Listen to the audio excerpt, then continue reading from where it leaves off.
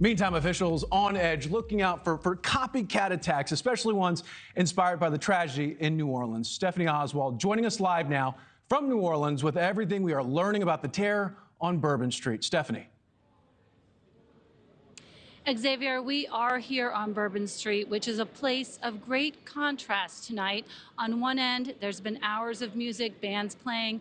On this end, where the crime scene started, a memorial, crosses, candles, everything to honor the 14 victims of this tragedy.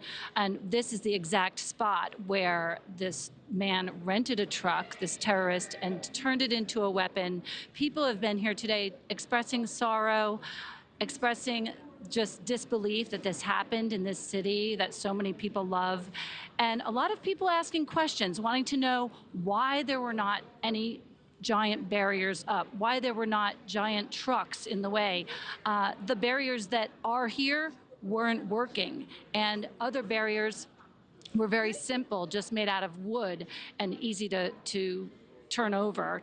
The man, Jabbar, he actually drove around, and it didn't matter that these barriers were here because they weren't working. He drove around and was able to just end these 14 lives, which we are honoring tonight. This is a vigil that's going to be happening soon. But we've been talking to a lot of people, and especially one man in particular who knew two of the victims.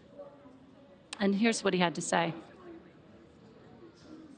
All-American kid, great athlete, great student, great friend, a brother to all his friends. I don't know how many other people heard that, but I heard it, and I heard it loud and clear, and it was basically, hey, y'all still need to come to New Orleans because we're still a great place, and we're still having the Super Bowl in 2 weeks, and we're still having the Sugar Bowl a day late.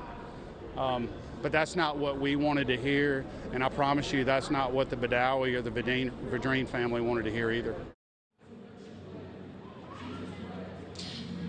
A man there expressing emotion and shock over how this was handled right after the aftermath. Of course, talking about Kareem Badawi, whose funeral was yesterday. And he said he and his family drove here to spend some time with Parker Vadrine, who is still in ICU.